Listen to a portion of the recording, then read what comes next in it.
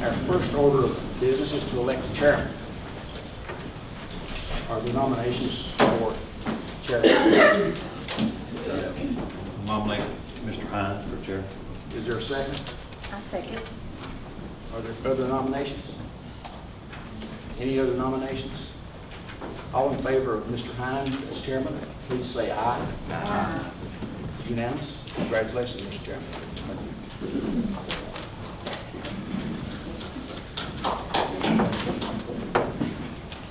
Two people, I think. Get their names, they'll get their names.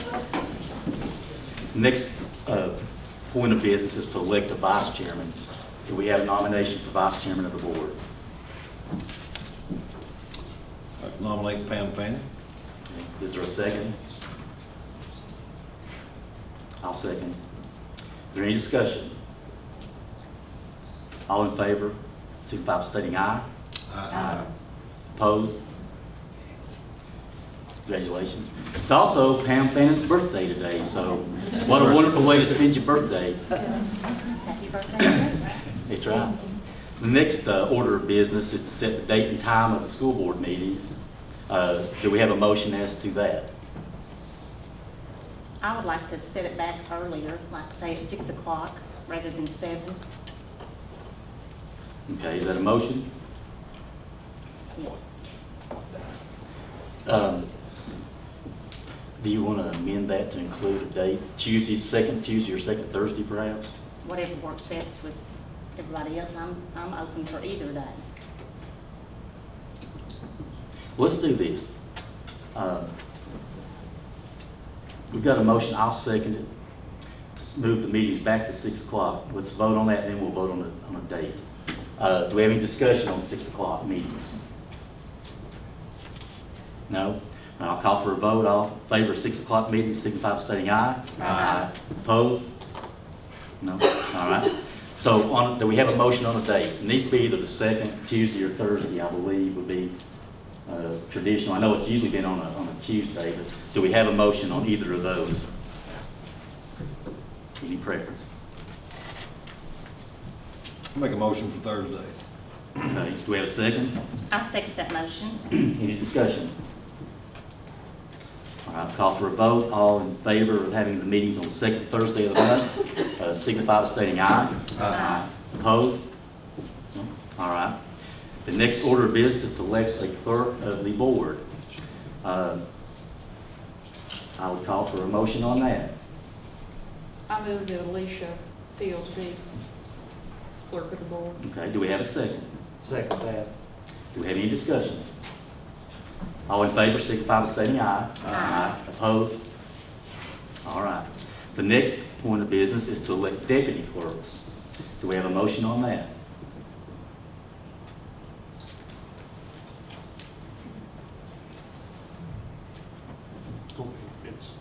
Currently it's Candy Bergen and Denise Lambert. Okay. I'll make the motion. I'll nominate Kathy Bergen and Denise Lambert as the deputy clerks. Do we have a second? Second. Any discussion? All in favor, signify by stating aye. Aye. Opposed? All right. Next point of business is signatures in the superintendent's absence. I would recommend Gary McCann and Wandalene Adams. Okay. Do we have a motion on that? So moved. Second? Second. Any discussion? All in favor, signify by stating aye. Aye. Opposed? All right. Next point of business is to elect a budget committee. Do we have a motion on that? I'll make one. I'll nominate Mike Kidwell and Debbie Jesse as members of the budget committee. Do we have a second? I second that. Do we have any discussion?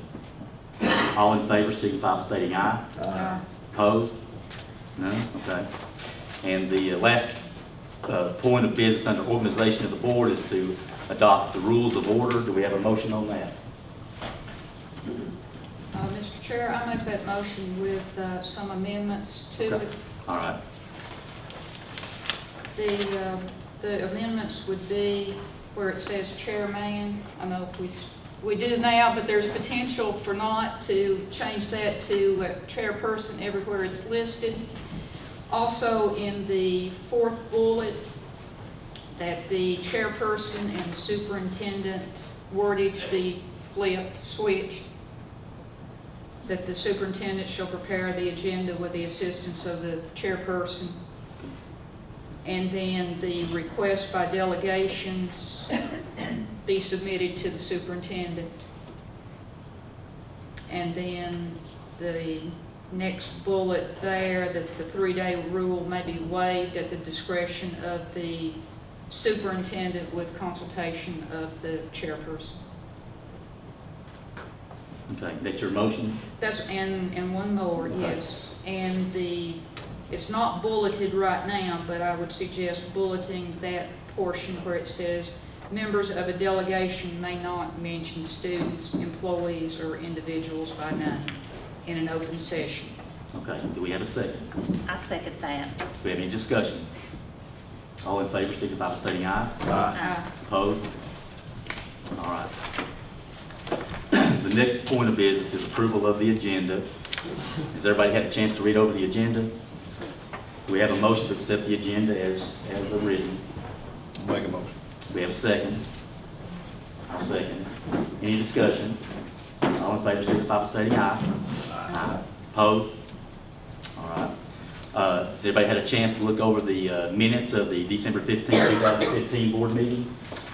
I'll make the motion to accept it with some corrections that I have already mentioned to Ms. Fields. Okay. Do we have a second? I'll second. Any discussion? All in favor, signify by stating aye. Aye. Opposed? No. All right. Next, we have a recognition of Jonesville Middle School Advanced Ed presentation. Ms. Metcalf?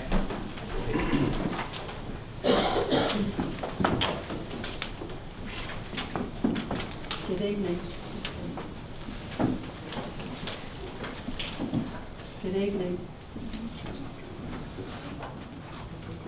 You have to speak up. Good evening.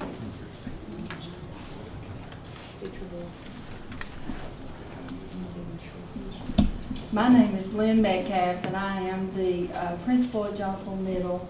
And I have with me tonight Miss Lambert, and she is our math specialist there. And we are going to show you a presentation that actually was created during our advanced ed presentation back in the spring of 2015 when we went through the academic advanced ed review. So I want to thank you for the opportunity to be here tonight and share that presentation with you. Since we have been through that review, we have also updated the slides, and we've looked at some of the recommendations and suggestions made by the academic review team. And so we have updated some of those slides to reflect that. At Jonesville Middle, our motto is a bridge to success.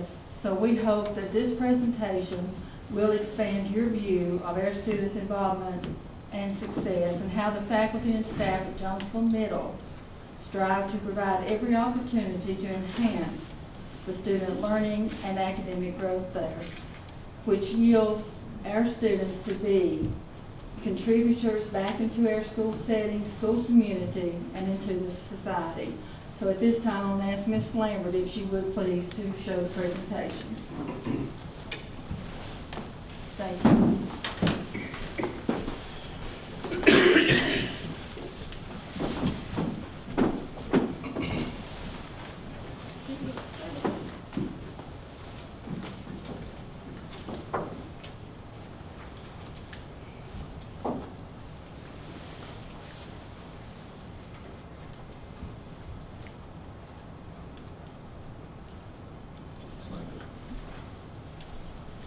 I'd like to begin by saying it's an honor to be here tonight and talk to you about Jonesville Middle School. We see our mission as to equip students with the skills to be productive, lifelong learners. Jonesville Middle School serves 211 students in grades 6 through 8. We are a fully accredited Title I school with 60% of our students receiving free and reduced lunch. Despite our economically advantaged population, Jonesville Middle School consistently has high attendance. In October, we had the highest percentage in the county with 95.3%, and in November, we were second with 95.2%. Most of our students come from Flatwoods Elementary School. In addition to our principal, we have a full-time media specialist, guidance counselor, math and reading specialist, nurse, family preservation counselors, and remediation specialists, in addition to our teachers and support staff. As part of the Advanced Ed review last year, our faculty conducted an extensive self-assessment that focused on 5 specific standards: purpose and direction, governance and leadership, teaching and assessing for learning, resources and support systems, and using results for continuous improvement. Through this reflective analysis, we were able to identify specific strengths and challenges. We identified our strengths as having highly qualified instructional staff, an effective process for identifying and serving at-risk students in mathematics and reading, and a rigorous adaptive instruction designed to meet the needs of our students. In addition to identifying strengths, we became aware of specific challenges that we face. We targeted 3 improvement priorities for the 2015-2016 school year: to increase parent involvement, to improve students' writing skills, and also to implement a student advocacy program. This became a priority as a result of the Advanced Ed review. And early in the school year, we implemented the advocacy program. It's designed to pair students with an adult advocate so that they can create meaningful relationships that are long-lasting. And we've already begun to reap benefits from that program. The kids are really excited about meeting with their advocate to discuss their grades, their behaviors, or also just what they're going to do for the weekend. But we realize education is more than what goes on in the classroom each day. And for the experience to be meaningful, students' individual talents must be considered. Building a bridge for success means supporting students' academic endeavors. Some of these activities include Geography Bee, essay contests, research projects, Constitution Day, and Spelling Bee. In addition to providing academic opportunities, we also provide opportunities for students to explore the arts. We offer band for 6th through 8th grade students. We also offer chorus.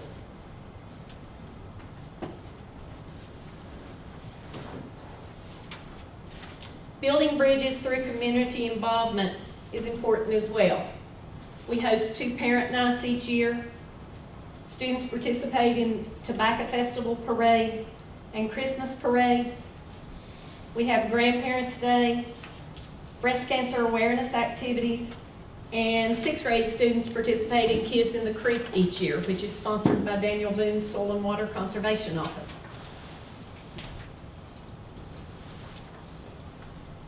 A community service project that we're especially proud of is our annual Veterans Day program.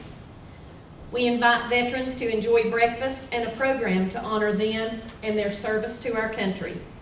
This is always a highlight of our year. This year we had 78 veterans attend our program.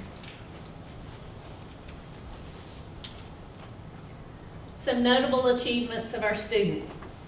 Terry Kilgore, delegate for the 9th District, recently visited our school to congratulate Bailey Nash on his selection to serve as a page for the 2016 Virginia House of Delegates.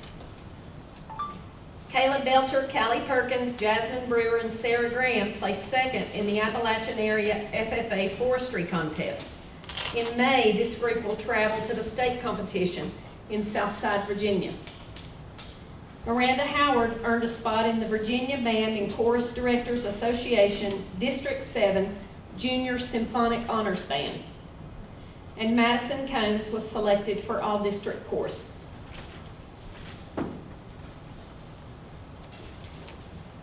At Jonesville Middle School, we're people working together for our students to provide meaningful educational experiences that bridge the transition from middle school to high school and beyond. Thank you.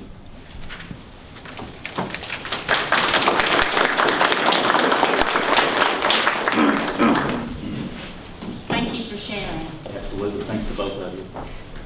Next order of business, I believe, Fred, attendance.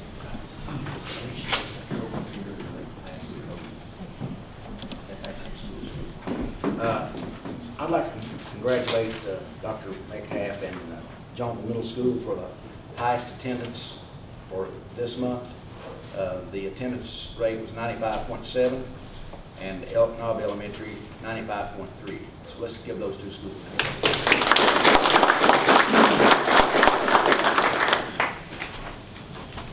Before we go into the reports, I'd like to recognize a few people in the audience. I know there's some elected officials here. We're always glad when other members of other boards and such come and take an interest in the school system.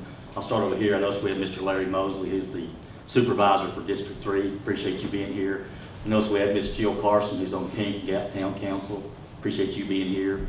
We've got Dee Dee Leonard, who is the District 5 Board of Supervisors member. And we've got Gary Parsons here. I'm not sure what he does exactly. I read he plays a lot of golf and fails to solve crime, but I don't know if that's true. So anyway, appreciate all you being here, and you're welcome anytime, and maybe except for Parsons. But next part of the business is reports. No, Mr. Chair, I'm sorry, public expression. Oh, public expression, sorry. You'd think I didn't want to hear any public expression. We ask anybody that wants to come up and speak, feel free to. I think it's always been tradition that they ask you to limit your talk to 5 minutes, and be sure to not attack anybody personally or use anybody's name. Just address the issue, and it's not a question and answer session, it's public expression. So we would ask you to stay within those boundaries. So I would ask at this time, is there anybody that would like to address the board?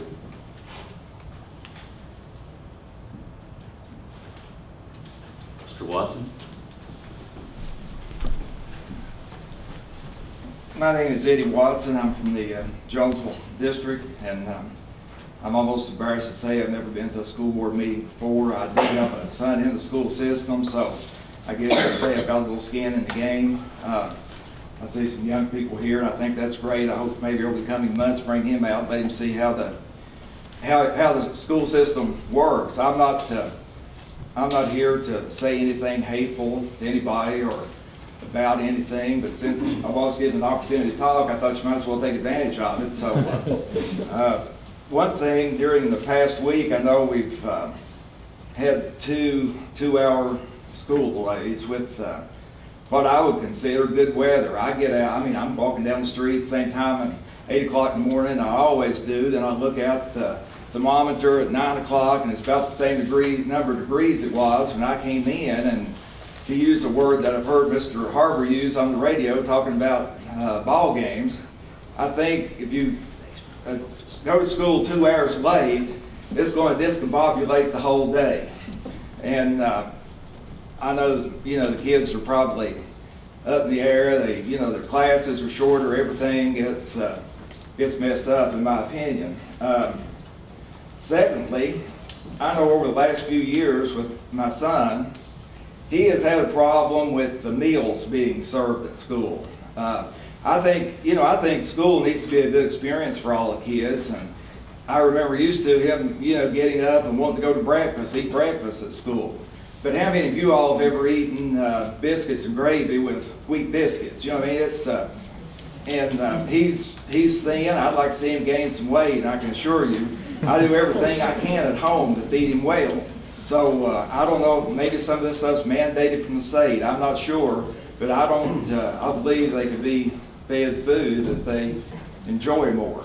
And it's a new board, and I hope, we'll see accountability. I know I'd like to see, and I'm sure it's probably here, it's probably public record. I would like to see a budget. And I know it's not the question and answer session, but I would like to see a budget, with some line items on it so we know how much money is coming in and how much is going out, and get some idea where it's going to. and I thank you all for being willing to run for this office and serve. Thank you. Thank you. Is there anyone else that would like to address the board at this time?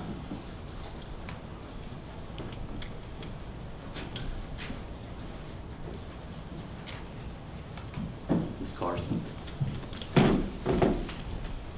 Hello. I just want to congratulate all of the new members of the board. Any of you who know me know I feel passionately about education. I want to thank those board members who left, our former superintendent, for their dedication and commitment to education in Lee County. I want to say that while we have limited resources here in the county, we have produced some wonderful students. A lot of students have come out of this system who have done extremely well in spite of some tremendous challenges. And I want to thank those folks in the system because our kids couldn't have done it without them. And I just want to say, let's keep moving forward. I'm proud of our system, and I wish you all well. Thank you. Anyone else want to participate in public expression?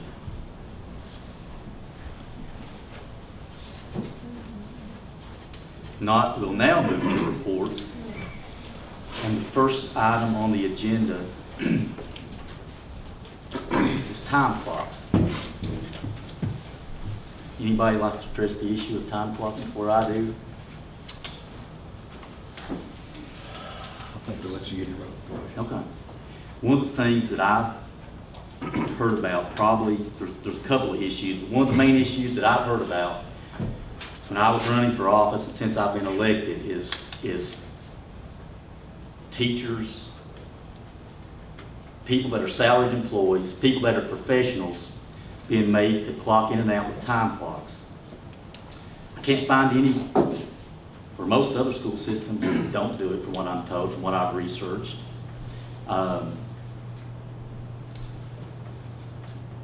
I think the time clocks need to be taken out of the schools. They can dump them at the landfill or wherever they want to put them. That's where they belong. And we can let the teachers be treated as professionals. We have principals in the schools. They should know if the teachers are at school. They should know if the teachers are at school on time. They should know if the teachers leave before they're supposed to.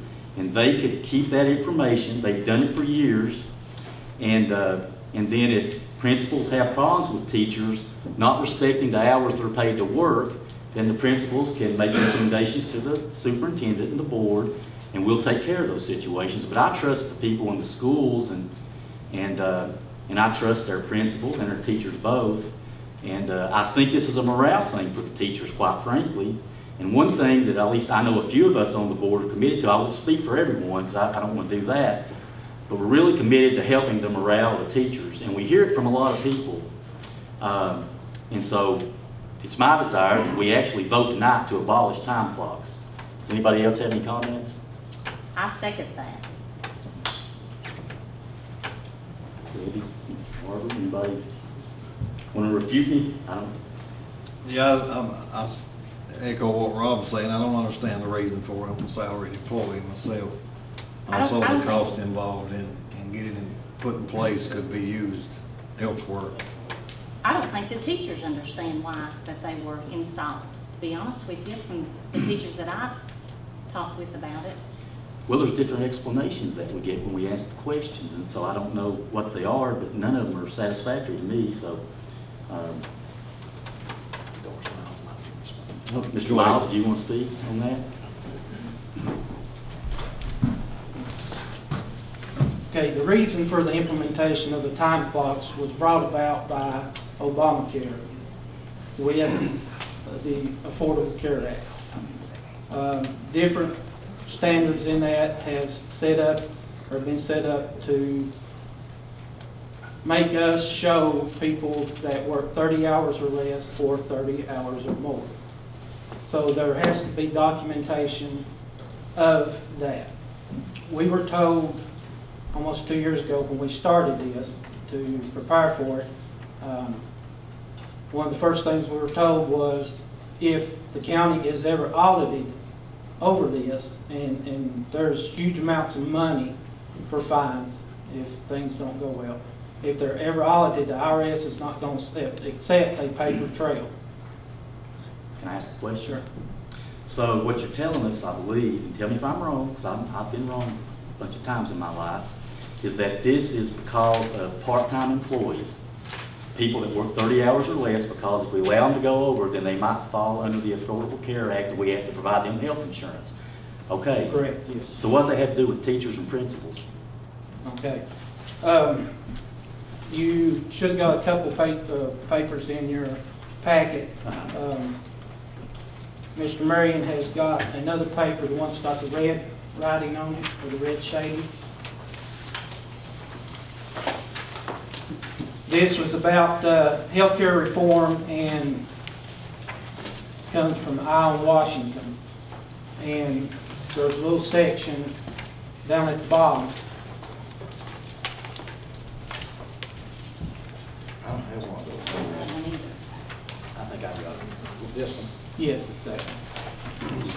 That little section down at the bottom that's highlighted, through this article, it comes up to the reporting and record keeping. Under reporting and record keeping, it says even large employers that generally provide health insurance coverage to all full-time employees need to track and record hours of service under these rules in order to comply with reporting and payment obligations of the IRS Shared Responsibility Assessment, which is based in part on the number of full-time employees and whether any full-time employees receive subsidized health coverage through the health exchange. Well, but that doesn't say you have to use time clocks. Right. And that still doesn't answer my question about why teachers and principals are clocking in on time clocks. They're full-time employees. They're insured, full-time insured employees. We still have to document. Mr. Burton has another thing. This is from American Fidelity. This is the group that we have partnered with that is going to provide the 1094s and 1095s to the IRS and to the employees. And Let me ask you this. Do you know how much the newest time clocks we bought cost the school system? You know? when we bought them last year, we bought the program. The time clocks were about $1,000 a piece. We bought the program for about, I'm going to say, $25,000 a one-time fee. Okay. That was bought out of money that would have been left over maybe at the end of the year. For future reference or for future payments, we pay $4,000 a year. What software program is it that we use? Is it a certain name? It's Time Clock Plus. Time Clock Plus. Can you only enter your time at the machine? You can use a time clock machine or you can use a computer. Are they accurate? Yes. Can you use a cell phone? No. But you can use a computer. You can use a cell. It has to be within our network. Okay. So that's the reason for the cell phone. It's got to be within our network system. We can use cell phones, but those cell phones have to be brought here, be programmed, and then the person with the cell phone is the only one that can use it outside the system. It GPS stamps where you're at. But before we went to these time clocks, I mean, I assume that there was some way of keeping track of teachers' time, whatever, in the schools. I mean, I would hope so, but maybe not. Most of it was just on the sign-in sheet at the office. Everybody come in at the beginning of the day, signed in, signed out. But That's tracking, right? yes, tracking. but that's one of the reasons we were told that they are not going to be acceptable to paper documents. And paper documents are not Something like that, yes. Anybody else have any questions? There's a couple more things. When we went to the time clock system, we had two other thoughts in mind. One is, in the past, employees' sick and vacation leave was tracked by them turning in a piece of paper to central office keeping that on paper. In the beginning of each year, the employee would get a copy of how many days they had left. With this system, as they clock in and clock out, if they're absent a day, they can request time off ahead of time so that there's plans made to cover that. When they request time off, either sick leave, it comes out of their sick leave bank so that they can go in, when they log into their account, they can see how much time they got on a daily basis, not at the beginning of the year, or not without having to call up here and find out how many days they've got left. And it's more accurate now because in the past there was no way of overseeing what was turned in here. The second thing that this is used for is teachers are mandated to work so many work days a year. That was all done on paper as well and turned in at the end of the year with no sign-in sheets generally or anything like that. It's just a piece of paper turned in. With the time clock, as they come in for work days, they clock in and clock back out. They can go in and put notes in and say what the work day is for. And then at the end of the year, school personnel can go in and do a workday report, print it out, have the person sign it, and everything's documented. Okay. I have a question. If you clock in early, I've heard that it defaults to a certain time. Same way we're clocking out, it defaults to a certain time if it's past the time that you're supposed to work. That is certain personnel. Denise, do you know which group that is? I don't know when I've been before or after But hours. when It we- shows when my making people time. clock in, it's defaulting to a certain time. I don't know if it, You remember what group that Very is? accurate, that's what I'm That's asking. default. It is, I think it is, and Keith Perkins works more with that than I do. I think it is subs that come in to sub during the day, so they're not really required to be there until 8:15, but a lot of them want to show up at 6:30 and turn the time in, so, which they get paid. And it's certain situations where people are not required there to a certain time, or not required after a certain time. As far as tracking time and looking at time for teachers, full-time employees, nobody here, myself, or nobody else has even looked at that this year. I mean, all we need it for is those reports that go into the American Fidelity for them to do those things. And I don't know, did you read the letter from American Fidelity? No, just got it. Okay, I'll read it. I want to give you a little background for the reason full-time employees are being provided to work time and track hours. This is not to provide tax and legal advice, but to give you an understanding of how full-time employees' information is used. There are two reasons as follows. Full-time employee count has to be reported to the IRS. Works time takes all the employees provided and comes up with a number of employees that are tracking to be full-time. This number includes variable hour employees and full-time employees. Works time is tracked each employee during the measurement period. After the measurement period, for each employee, works time to let the employer know who needs to be offered coverage during the administrative period. The employer then takes this and makes an offer to each tracked full-time employee and offers coverage to be compliant during the stability period. For 2015, the employer must offer coverage to at least 70% of their full-time employees. Number two, after an employee has completed a measurement period and been deemed as full-time, works time takes this information to know who will be receiving the 1095-C form and how many full-time employees the employer has with the reported hours as back up from for them employees. Without hours for full-time employees, works times cannot create the 1095-C form and would not list a true number of full-time employees to the IRS for the 1094-C. If all the full-time employees are not being reported to the IRS, it could show that the employer is offering coverage to less than 70% of full-time staff, and it could also look like the numbers are being skewed and used as an audit trigger. The Works Time program, is that the same program you told me about earlier? That's the actual software program that American Fidelity How can uses. how can that be accessed? What all ways? Just me, You're the only person that can access it? Denise, and probably Keith Perkins. I've had teachers to tell me that they have actually clocked in and it showed that they did not. And that is checked weekly. Keith has email alerts set up that come back weekly, that he works with the secretaries at school. So if somebody misses a punch, then they let them know, they go ahead and put the time in. Like I said, it's not being used to look at hours, what time they get there, what time they leave, or anything like that. We've just got to have that documentation showing, and, I mean, we even have to document, like over Christmas, we had to show that the people worked during those days. We had to actually clock them in as a vacation day or a non-school day because it's a paid day. All we have to have is showing that they were there for the day. I mean, if they come in at 9 o'clock and that's okay as principal, that's fine. But we just have to have that documentation showing that they're there.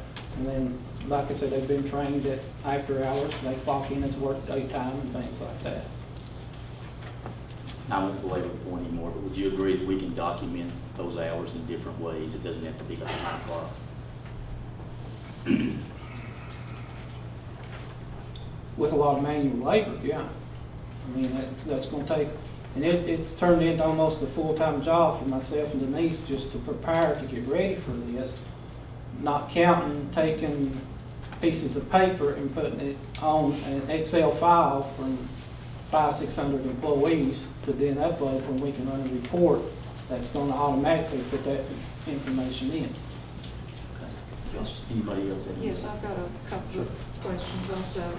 It's my understanding that some of the employees attended a workshop done by the Employment Commission, and part of that had a slide that said that it was a definitely no-no about using time clocks.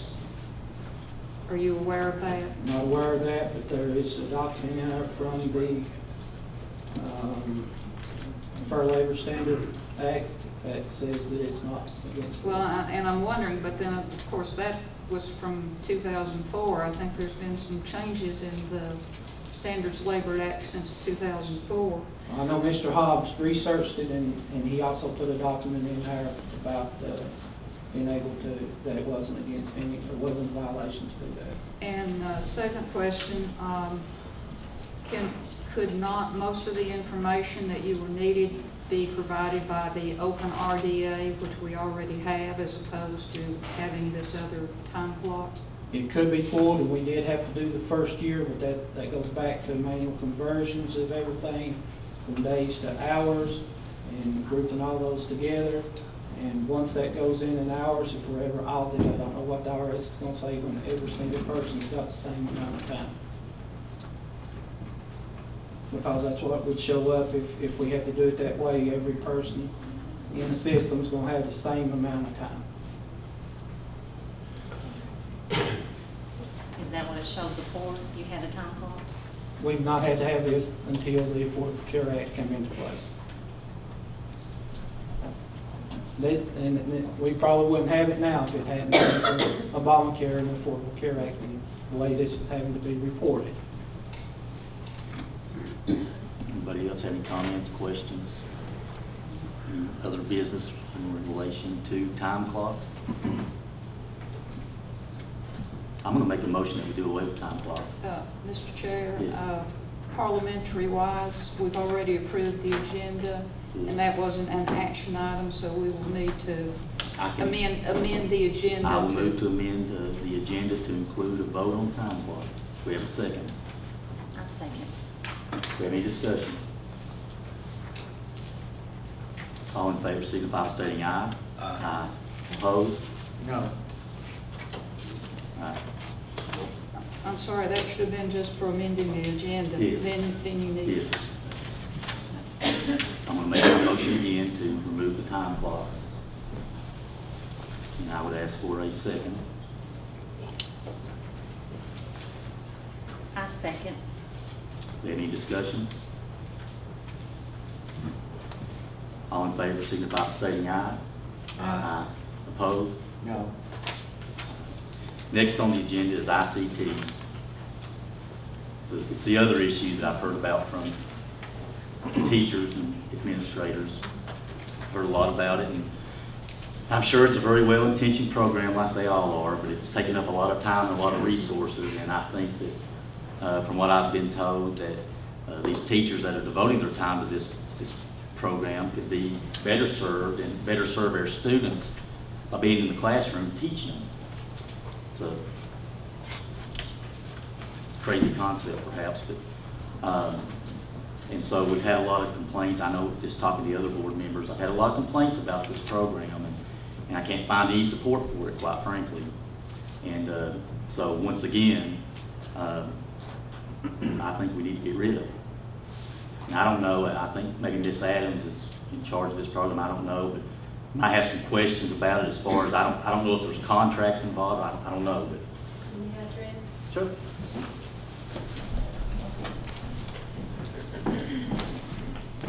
I now see why my name gets out there so much. I am not in charge of it. It comes under the Corrective Action Program, and 2 years ago, the state was here, and that was a meeting with all principals and et cetera, and they voted to implement that program as an effective program for students who were in need of extra help. And they wanted to use the coaching theory that they would implement through this program to help teachers become coaches. However, knowing that this was on, I did do a survey, and I will report that to you and what the principal sent back. From one school it said, although the ICT is a beneficial program, I've grown professionally and so forth, but at this point they're saying that the team members, because of what you've said, there are those issues out there. Due to the problem of a lot of transfers within the school system from school to school once it started, they've not been able to keep their team, and they've had to start over and start over and start over in order to start the program. And we did not have buy-in, and this is what all the principals are saying. I don't have buy-in from my teachers, so therefore it can't be effective if we don't have buy-in from the teachers. From another school, waste of time, don't fool with it due to all the responsibilities that are put upon us. And I think the facilitator role is a problem of using a person half-time, and they're seeing that they're not getting referrals. I'm just pointing out to support you.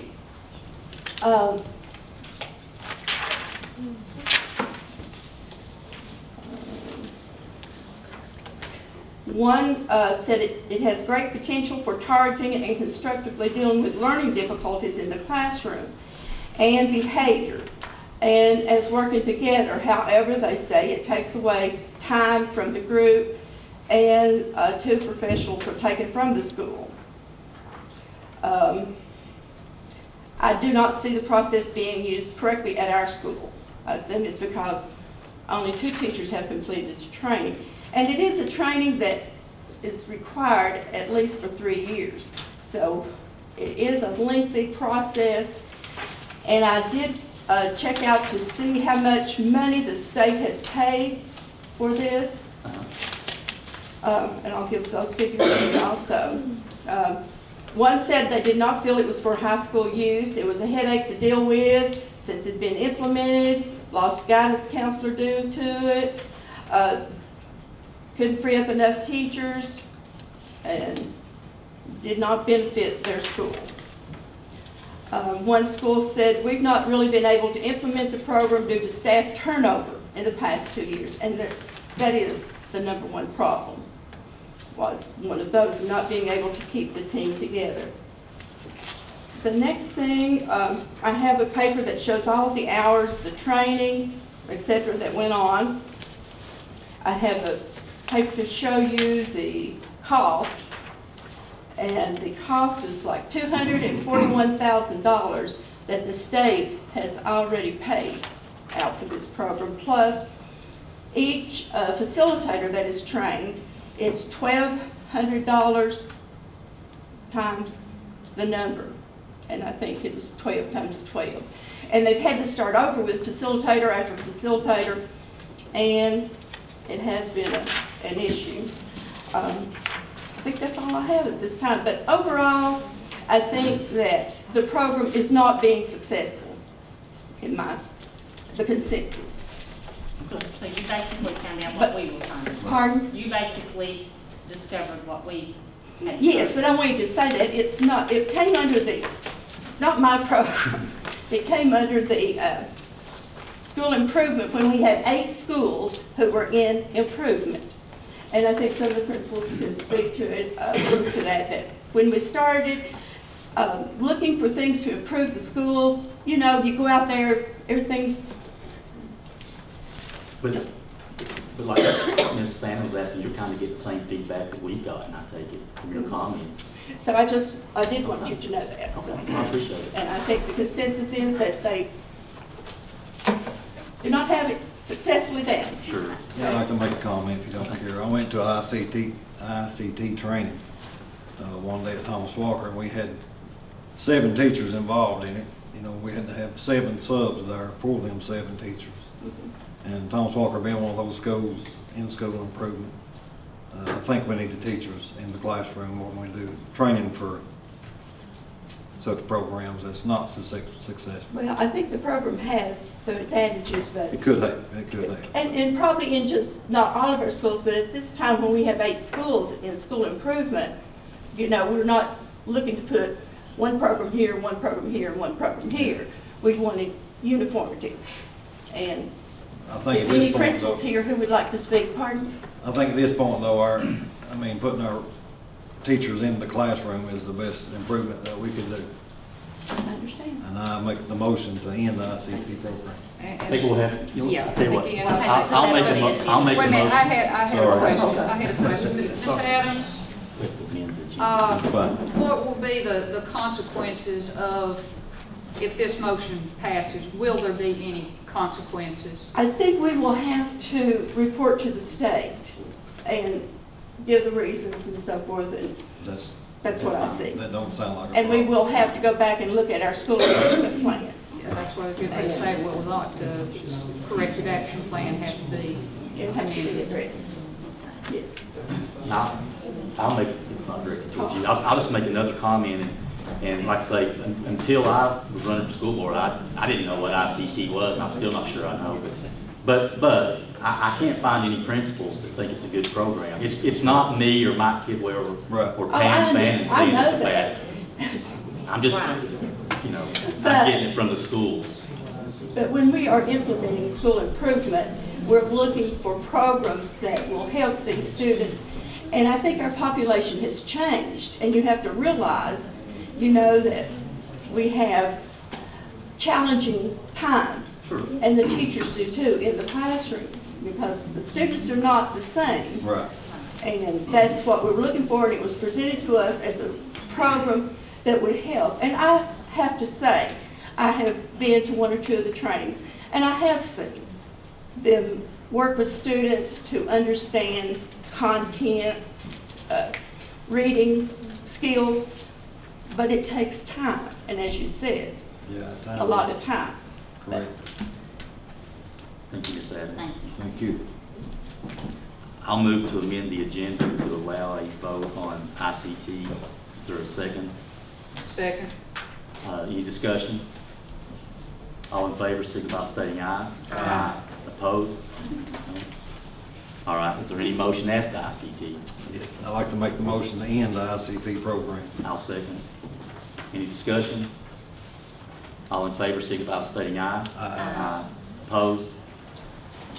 Next on the list is the Early Retirement Plan 1. Mr. Mayor, you going to present that, or? Yeah, in your package, you have a copy of the Early Retirement Plan number 1, and this is for you to review and either approve something like this or not offer any plan or revise what we've got. So I suggest that you maybe use this time between now and the next meeting to review it, and then maybe have some changes. You have? Well, I was just going to ask Ms. Lambert if she would, as kind of preparation for budget, about figuring the cost for a person that might take the program for the the lifetime of the program for the 7 years. And I understand, particularly with the health insurance, that may be a little question and everything, but see if your figures meet my figures. I make a motion, I would like to look more into the 90 days that they require the teachers to work after they retire. I can't fully understand that. Something to do with the VRS being compliant with the IRS. Let's just, You don't just want to wait? just wait, yeah. That's, I think as a new group, that the retirement plan packet, I think that it's something that we really need to look into.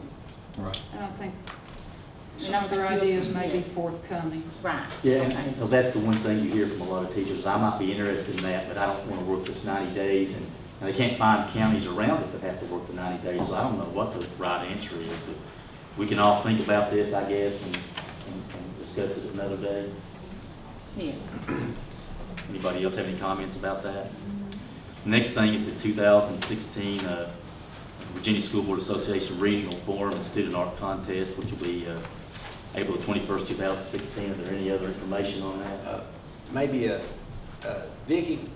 Vicki Brown, could you give us a little information on the student art contest? Yes, what we do is we have students across the county.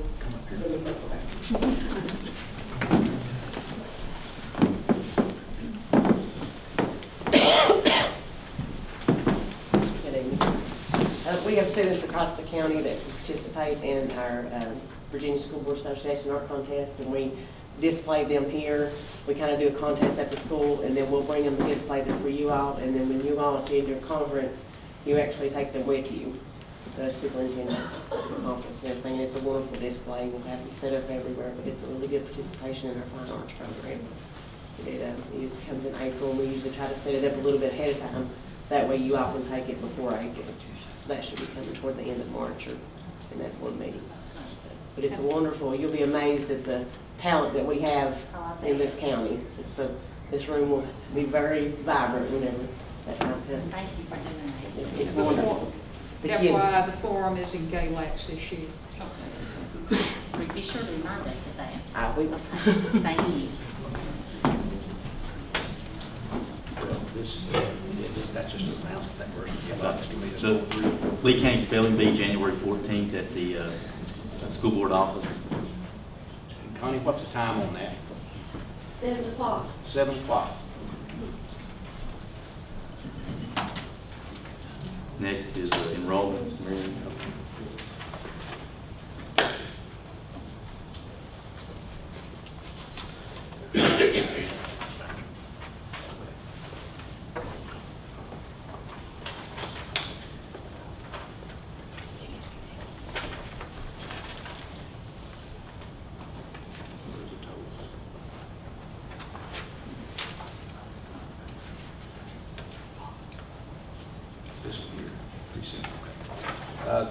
The enrollment as of December 18, 2015, 3,076. That is 2 more than we had last month and 49 less than we had at this time last year.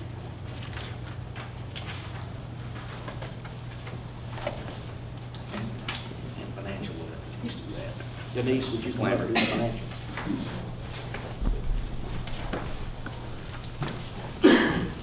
Good evening. Good evening.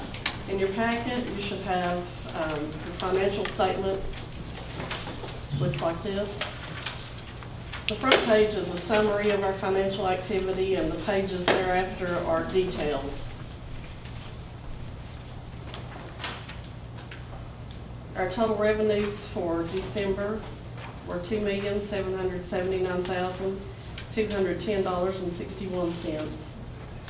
As of December 31st, we had received 40.5% of our estimated revenues for the year. At the end of each quarter, I compare it to the last year, so we kind of know where we're at year to year. And at the same time, in 2014, we had received 39.4% of our revenue. Our expenditures for the month of December totaled $3,238,627.60. As of December 31st, we had used 33.8% of our appropriations for the year, and at the same time, in 2014, 34.2%.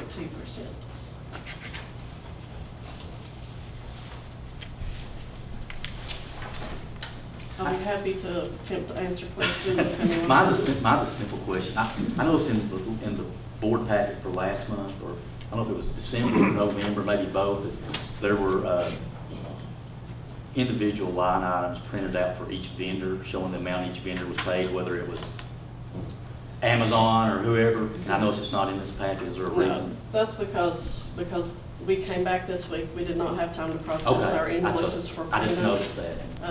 That will be in your packets from here on out, Okay. because we'll have time to prepare those. Normally, we get the bulk of our invoices the first week of the month. Okay. Anybody else have any questions for Ms. Just Lambert? more so information for you all. On the second page with the insurance fund and the child nutrition program, about the interest, when do you normally receive that? The interest for the insurance fund got on Tuesday, and I've not yet gotten the statement on the child nutrition program.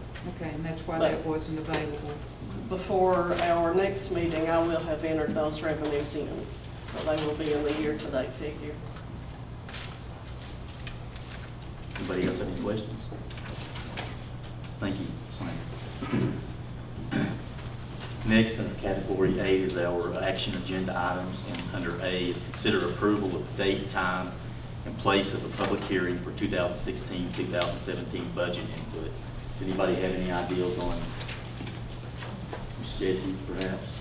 Well, in the past, before the February regular board meeting has usually been the public hearing, like a half hour. The only problem, I guess you might say, is if any of us attend the orientation, VSBA orientation and/or capital conference in Richmond, it may conflict with that second Thursday next month. I can't go to that, but if you all want to go, I'll come and do the board meeting myself. That's good as my heart. No, I just noticed that on my calendar, you're right. That is But, I mean, I think what the orientation itself is on the 11th, I believe. If you go to the entire orientation, you probably would not be making it back in for a 6 o'clock meeting time.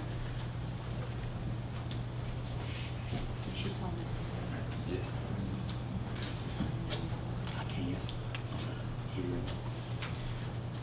Well, since that's been brought up and we voted to have the regular board meetings on the second Thursday, that's going to conflict with that Virginia School Board Association. Do we need to go ahead and just correct that right now while we're here? I think we better. Well, it's either now or a little bit later when we recess or adjourn.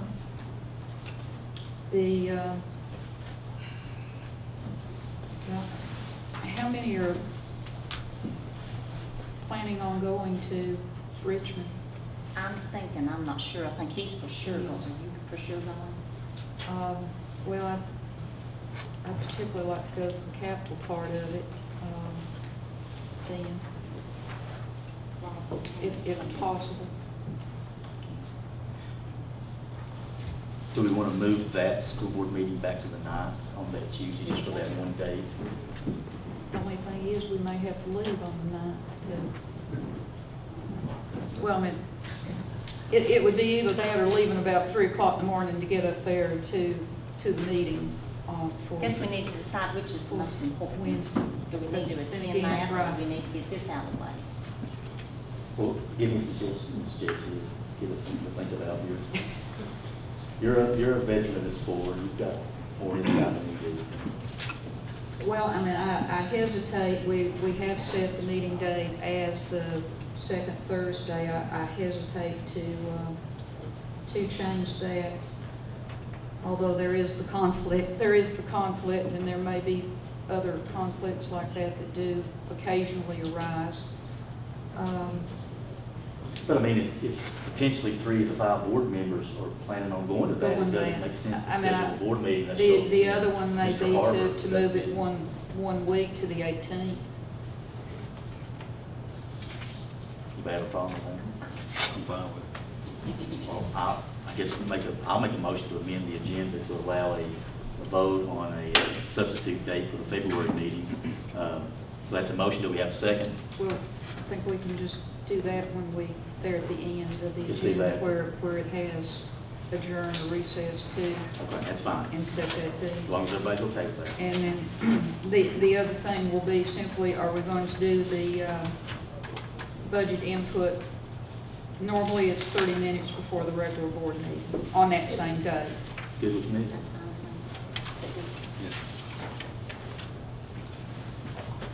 Do we So it would need, be like 5:30 on the February 18th. so do we need a motion on that? Yes, it's under, I make a motion that we have the public hearing for budget input at 5:30 on February the 18th. I'll second. Any discussion? All in favor, aye? Aye. Opposed? All right, next point of business is consider approval to rescind policy LC G12A, locations of employment substitutes. Mr. Chairman, Ms. Jessie asked us to do a survey, the schools, call them and ask them, or ask the principal their feeling on this, and I think we contacted all of them except 2. And most of the principals didn't care one way or the other. And then some of them said that they thought it should be because they said it's sometimes some schools have a tough time finding substitutes. And it's not that often that you're going to have a spouse at the same location, but if they do, the principal can take care of that Okay. by not calling one of them.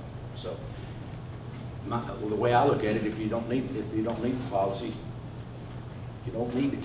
Okay, okay. Do we have a motion? So moved. Do we have a second? Second. Any discussion? All in favor, state aye. Aye. Opposed?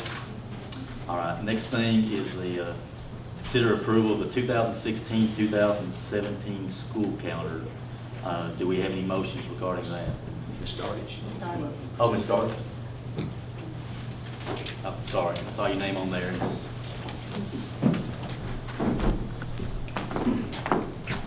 Mr. Mayor and board members, in your packet, you have 7 calendars that were, first we got input from the teachers and staff throughout the county. Email was sent out to ask for input.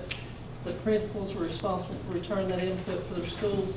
With that input, 7 calendars were completed with the input given. And those were sent out and voted on with the staff, with the tallies sent in by the principals. And the tally sheet is there with those. I make a motion that we defer this to a later date and look at some different calendars that we can use. Because I've talked with a lot of teachers, a lot of principals that, to be honest with you, weren't happy with any of them. And I think we need to work with our teachers and work with our principals to see what works with them. And it's going to be pretty much our calendar year 2. And no offense, but I just, like I said, I've talked to many of them and they weren't a fan of any of them. Well, and no offense taken, but, it was from their input that these were put together. And I would like to give you number 8. That's not on there. This is an additional calendar that, if you look at the tally sheet there, most of them liked calendar 1, with the exception of the week in January to come before Christmas. And that's what I did with number 8, if you want to consider that as well. Okay, we have a motion by Ms. Fann, and I'm gonna second. Now I'm gonna ask if there's any Because discussion. is there a hurry? I mean, is there a time frame? I mean, to have this? Mr. Lyle? Well, Should be done by the 1st of March. Okay, we can do that. So I'm gonna call for discussion, and I'm gonna discuss it. No offense to anyone again, but it was kind of like choosing the lesser of all evils, from what I've been told of by teachers and principals.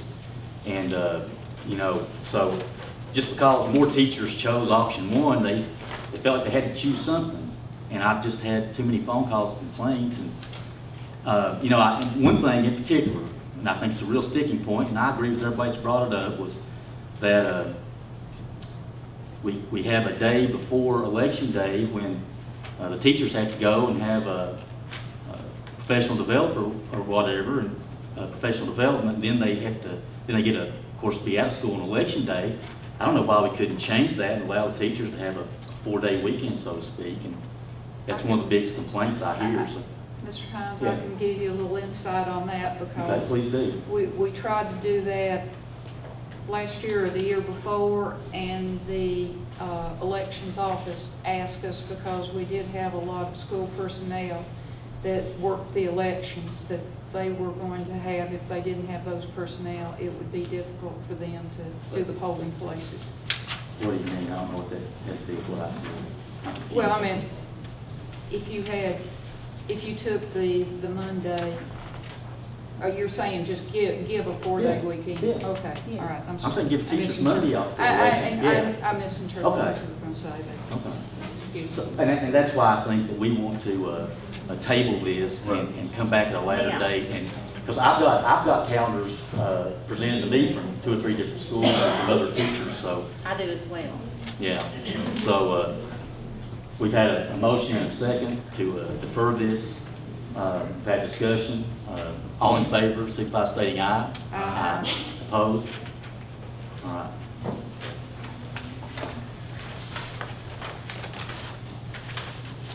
Next is under D, is consider approval of Virginia Title III statewide consortium application. I believe Mr. McCann's going to address that issue.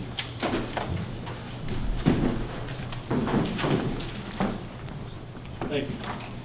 Mr. Chairman, Mr. Marion, members of the Board of Education, you have in your packet the Virginia Title III statewide consortium application, which is for additional funding for our AL students, which are English language learner students in Lee County. So I ask that you approve that. So is that basically, that's just English as a second language Yes. program? Okay. So only to address the AL students in our county, which we have Okay. and it's not a whole lot of money. It's Sure. less than $1,200, so. I'll make that motion. I'll second. I just have a question. On page 3, Mr. McCann,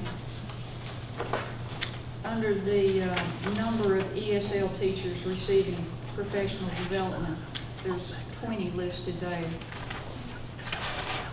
Yes, that's correct. We have, is that saying the teachers that work with the ELL students are considered as ESL teachers? No, they need ESL training. That's required. Stipulation of the grant. Any regular classroom teacher who has an AL student must have training.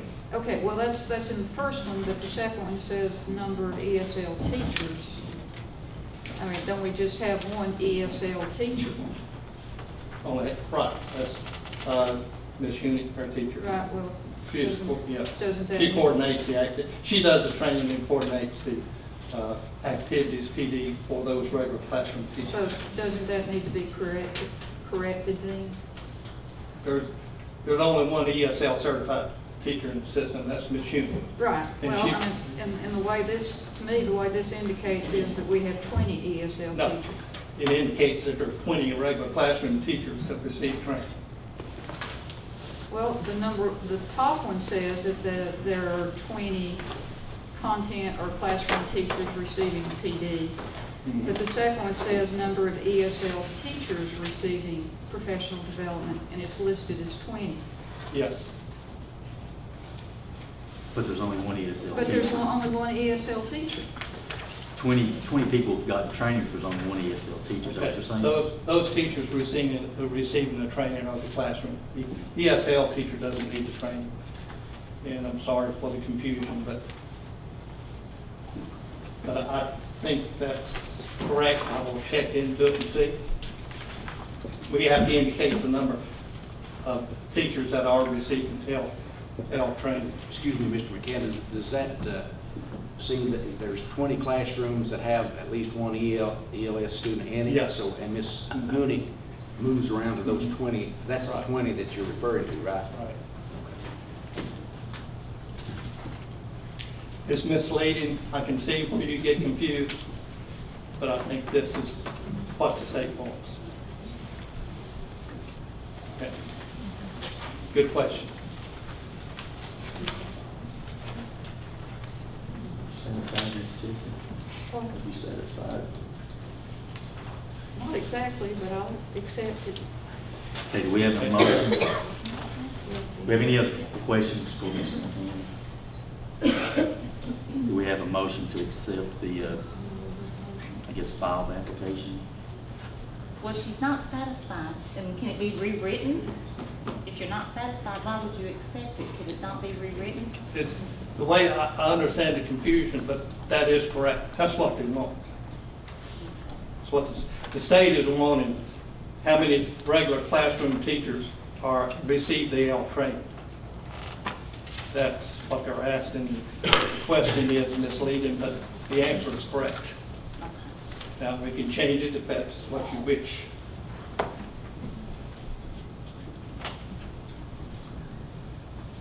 But, because in the grant, we are training teachers. The question is, we are spending the money to train those teachers. How many? So,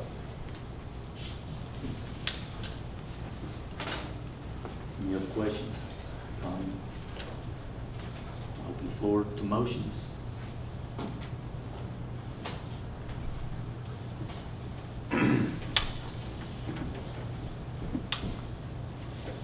Is there a deadline, Mr.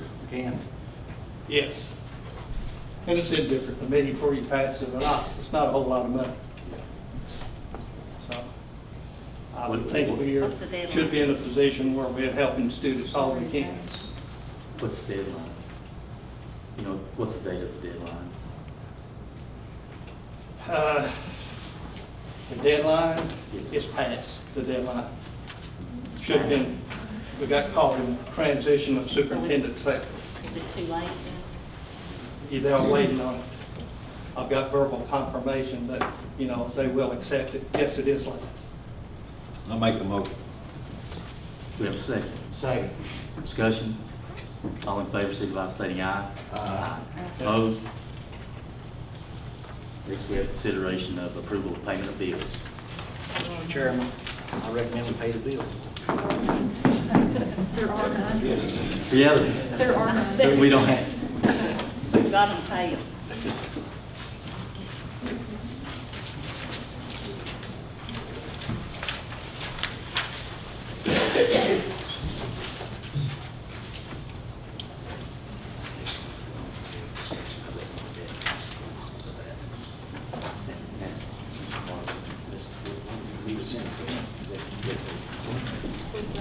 Reports and recommendations. Yeah, next is reports and recommendations. Oh, I didn't see those.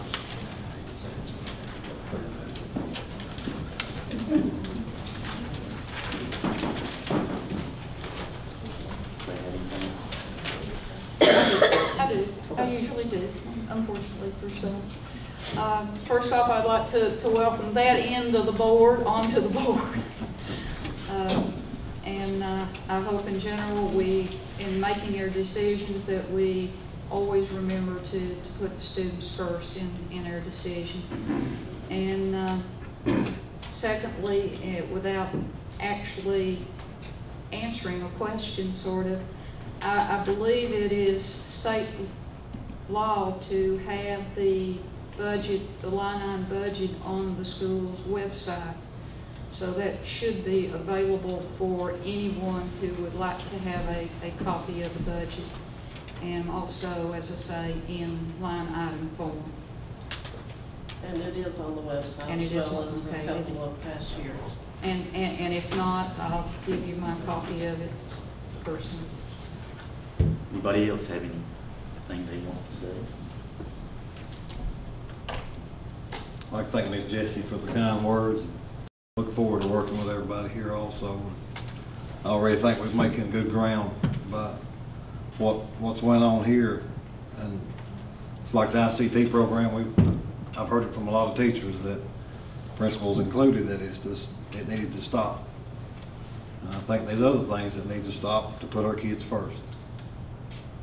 And I'll speak for myself in saying so, and I'm ready to try to do so, and I appreciate the opportunity to be here.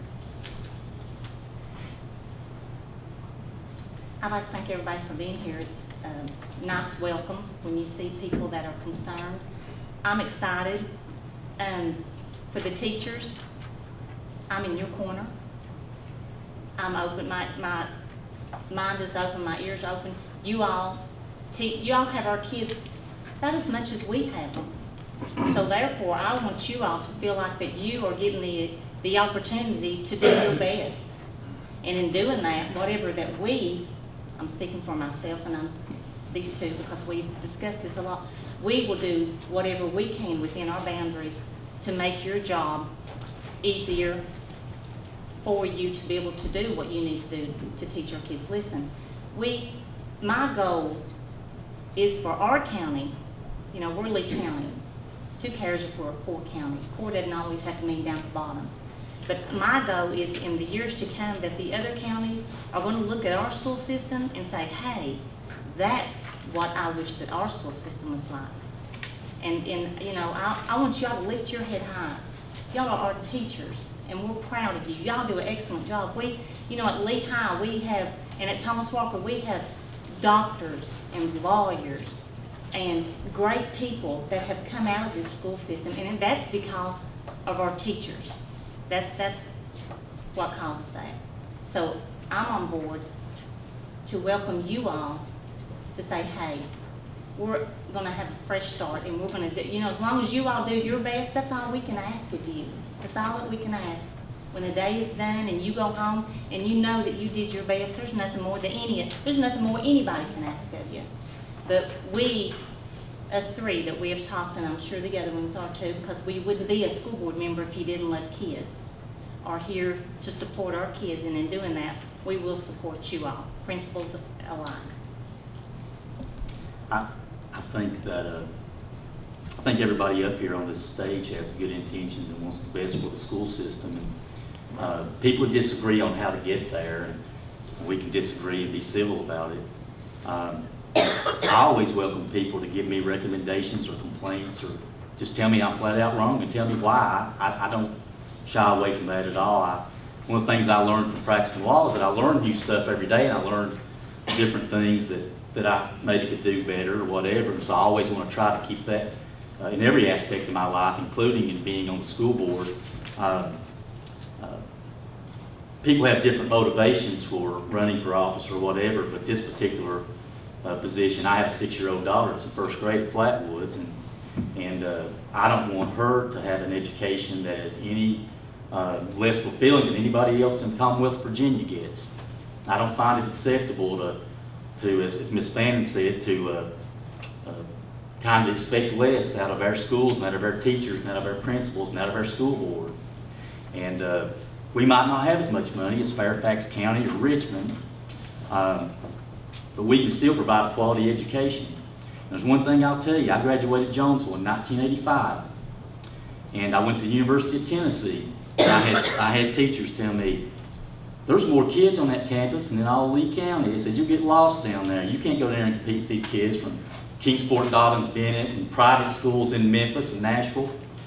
And I made it through and did well, and I did well because I had teachers like Minerva Watson and Ruby Faye Barker and Mr. Jervis and different people. And you know what? They gave me a good education. I could sit there in the classroom with these kids from the private schools, from Kingsport, Dobbins, Bennett, and do just as well as they did. So we don't need any excuses in Lee County, but we can always do better. Everybody in this room can contribute. You call any of us up here, give us ideals. Like I say, tell us when we're wrong, tell us what we can do better. If you know about a program or a grant that we can apply for and help us do better, pay teachers more, provide better health insurance coverage for less cost, let us know these things. We want to try to develop those things and help people out. We're not up here to hurt anybody or to be mean to anybody. We're just here to try to do better for the school system, for the kids and the teachers And like I say, let the kids know that they're first, let the teachers know that we've got their back, increase their morale. And that's what we did tonight, I think, with the time clock and the ICT issue. And I'll shut up, but I guess I'm passionate about things like this because it's really important, and it's too important not to be taken seriously. And we can do great in Lee County. Now I'll shut up and we'll move on. Anybody else, Mr. Harvard? No. Okay. Next we go into executive session, and I'll ask. Mr. Chairman, I'd like to make a motion, we go into executive closed session to consider student discipline, section 2.2-3711A, 2, threatened and pending litigation, section 2.2-3711A7, and personnel section 2.2-3711A1 of the Code of Virginia to discuss student discipline, threatened and pending litigation, and personnel. Second. Second. Yeah. On favor?